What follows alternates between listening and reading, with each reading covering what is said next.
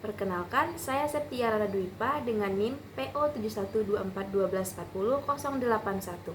Pada kesempatan kali ini, saya akan membuat video untuk memenuhi tugas Fisika Kesehatan dalam Praktik Kebidanan. Perlu diketahui, dalam kehidupan kita sehari-hari, fisika memiliki banyak manfaat.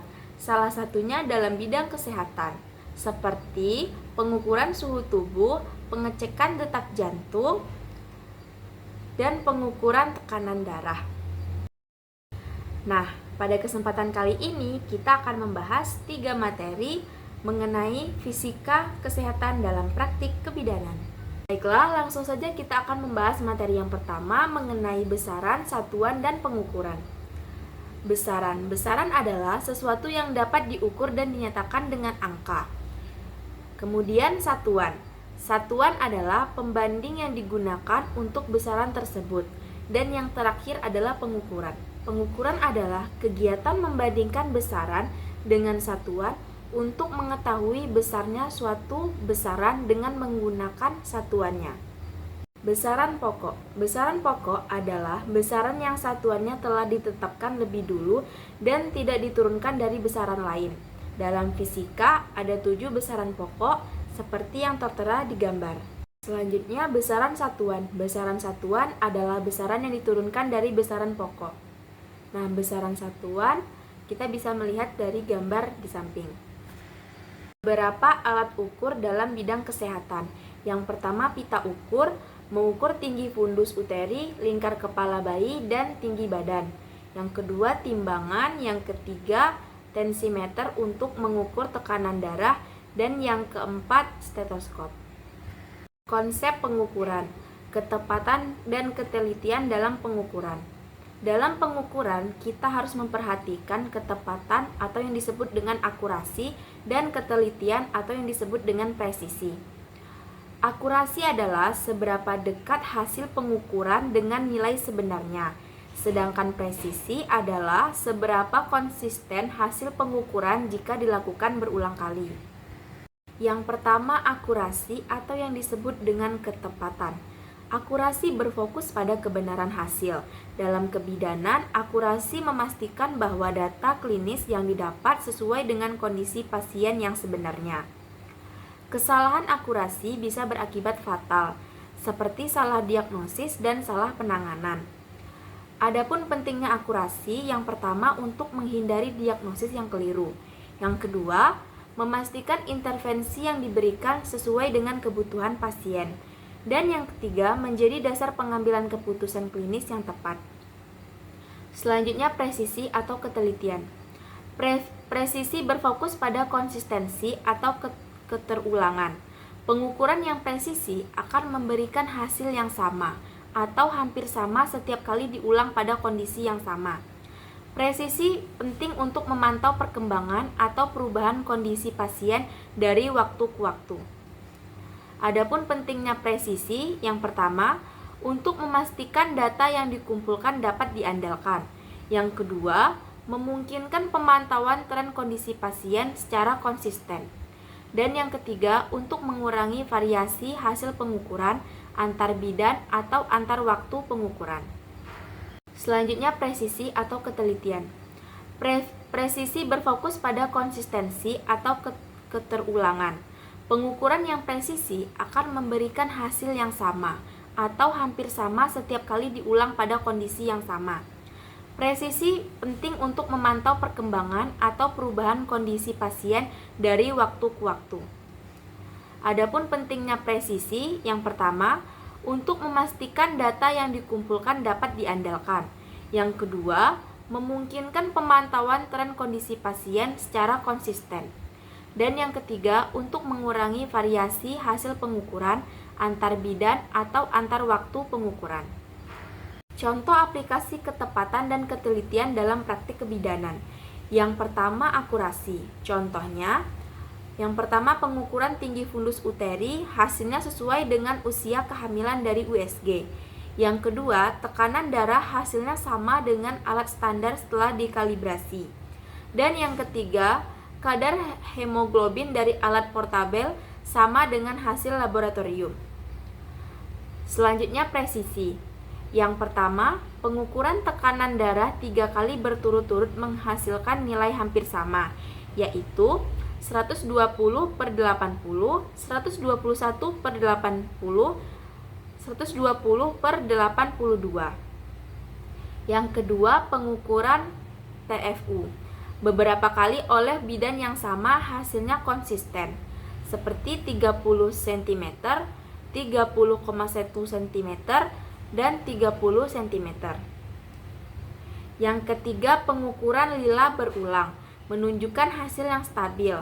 Yang pertama 25,5 cm, kemudian 25,6 cm, dan 25,5 cm. Selanjutnya kita memasuki materi yang kedua, yaitu gelombang spektrum elektromagnetik. Gelombang merupakan rambatan energi getaran yang merambat melalui medium atau tanpa medium. Berdasarkan mediumnya, gelombang dibedakan menjadi dua, yaitu gelombang mekanik dan gelombang elektromagnetik. Gelombang mekanik adalah gelombang yang arah rambatnya memerlukan medium perantara. Sedangkan gelombang elektromagnetik adalah gelombang yang arah rambatnya tanpa menggunakan medium. Berdasarkan perambatannya, gelombang dibagi menjadi dua, yaitu gelombang transversal dan gelombang longitudinal. Gelombang transversal merupakan gelombang yang perambatan sejajar dengan getaran dan mediumnya. Sedangkan gelombang longitudinal adalah gelombang yang rambatannya sejajar dengan getaran dan mediumnya. Berdasarkan medium rambat, yang pertama gelombang mekanik, gelombang yang perambatannya memerlukan medium. Contohnya seperti gelombang tali, mediumnya tali, gelombang air, mediumnya air, gelombang suara, mediumnya udara, dan gelombang gempa, mediumnya bumi. Yang kedua, gelombang elektromagnetik, gelombang yang tidak memerlukan medium untuk merambat. Contohnya gelombang radio, gelombang TV, gelombang radar, dan gelombang cahaya. Selanjutnya berdasarkan arah rambat dan getarannya. Yang pertama, gelombang transversal. Gelombang transversal adalah gelombang yang arah getarnya tegak lurus dengan arah penjalarannya. Contohnya, gelombang pada permukaan air, cahaya, gelombang tali, gelombang radio, dan senar gitar. Dapat kita lihat pada gambar di samping. Yang kedua, gelombang longitudinal. Gelombang longitudinal adalah gelombang yang arah getarnya searah dengan arah penjalarannya. Contohnya seperti gelombang suara yang merambat melalui getaran partikel udara, dan gelombang ultrasonik yang digunakan dalam peralatan medis seperti USG. Kita bisa melihat gambar di samping. Parameter gelombang. Yang pertama, panjang gelombang. Merupakan panjang yang sama dengan satu bukit dan satu lembah pada gelombang atau jarak antara dua titik berurutan yang mempunyai perilaku identik. Yang kedua, amplitudo. Amplitudo adalah perpindahan maksimum dari tali di atas titik setimbang. Yang ketiga, frekuensi gelombang. Merupakan banyaknya gelombang yang terjadi dalam satu satuan waktu. Yang keempat, periode gelombang. Merupakan selang waktu yang diperlukan oleh suatu titik pada tali untuk dilewati oleh satu gelombang. Dan yang terakhir, cepat rambat. Merupakan jarak yang ditempuh oleh gelombang dalam satu satuan waktu. Pada gambar di samping kita bisa lihat di situ kita bisa menghitung satu disebutkan dalam kita bisa melihat pada gambar di samping disebut dengan satu gelombang karena terdiri dari satu bukit dan satu lembah. Selanjutnya kita masuk pada materi ketiga, yaitu pemanfaatan radiasi dalam dunia medis. Saat ini, radiasi merupakan alat yang umum dan berharga dalam bidang kesehatan, penelitian, dan industri. Radiasi digunakan untuk mendiagnosis penyakit dalam dosis tinggi, untuk mengobati penyakit seperti kanker. Radiasi adalah energi yang bergerak melalui ruang atau materi dengan kecepatan sangat tinggi. Energi ini dapat berupa partikel seperti partikel alfa dan beta yang dipancarkan dari bahan radioaktif atau gelombang seperti cahaya, panas, gelombang radio, gelombang mikro, sinar X, dan sinar gamma. Bahan radioaktif juga dikenal sebagai radionuklida atau radiosotop. Adalah atom yang tidak stabil di alam. Atom yang tidak stabil cenderung berubah menjadi bentuk yang stabil. Saat berubah bentuk, mereka melepaskan radiasi. Radiasi yang dapat menghasilkan ion ketika berinteraksi dengan materi disebut radiasi pengion. Ion adalah partikel bermuatan yang dihasilkan ketika elektron dilepaskan dari posisinya di dalam atom. Partikel alfa, partikel beta, sinar X, dan sinar gamma merupakan bentuk radiasi pengion. Di sisi lain, radiasi yang tidak mampu menghasilkan ion dalam materi dikenal sebagai radiasi non-pengion. Gelombang radio, gelombang mikro, gelombang panas, cahaya tampak, dan radiasi ultraviolet merupakan bentuk-bentuk dari radiasi non-pengion. Di samping diagnosis, radioaktivitas juga memainkan peran penting dalam terapi medis. Terapi medis ini dapat berupa radioterapi dan terapi isotop. Terapi ini telah menjadi pilihan pengobatan yang efektif untuk menyembuhkan berbagai jenis kanker. Dengan memanfaatkan sifat radioaktif, dokter dan tenaga medis dapat menargetkan dan menghancurkan sel-sel kanker, serta dapat meminimalisir perluasan kerusakan jaringan.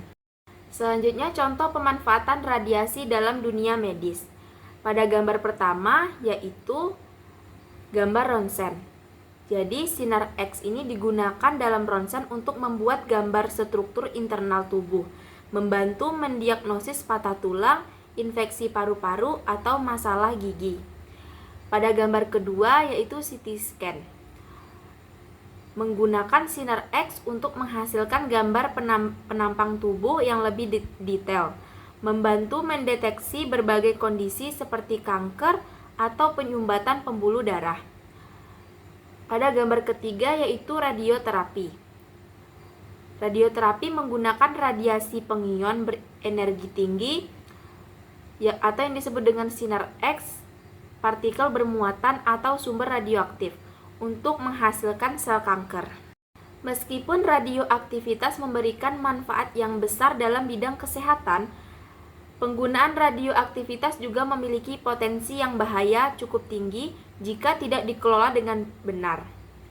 Seperti yang pertama, paparan radiasi yang berlebihan dapat merusak sel dan jaringan tubuh, meningkatkan resiko kanker dan efek kesehatan lainnya.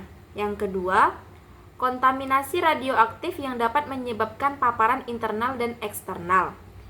Dan yang ketiga, limbah radioaktif yang dihasilkan dari aplikasi medis jika tidak dikelola dengan benar dapat mengakibatkan kontaminasi lingkungan dan paparan radiasi pada masyarakat umum. Dalam konteks kebidanan, terutama pada ibu hamil, apakah USG itu aman? Jadi, USG bukan radiasi elektromagnetik. USG menggunakan gelombang suara, bukan gelombang elektromagnetik seperti sinar X. USG sendiri menggunakan gelombang suara berfrekuensi tinggi. Nah, gelombang suara ini memungkinkan pencitraan tanpa menggunakan radiasi ionisasi. Sangat aman, tidak bersifat mengion. Karena tidak mengion, USG aman digunakan dalam pemeriksaan klinis terutama pada kebidanan. Itulah tadi penjelasan dari saya mengenai 3 materi. Yang pertama, besaran satuan dan pengukuran. Yang kedua, gelombang spektrum elektromagnetik. Dan yang terakhir, pemanfaatan radiasi dalam dunia medis. Apabila ada kurang, saya mohon maaf. Saya akhiri. Wassalamualaikum warahmatullahi wabarakatuh.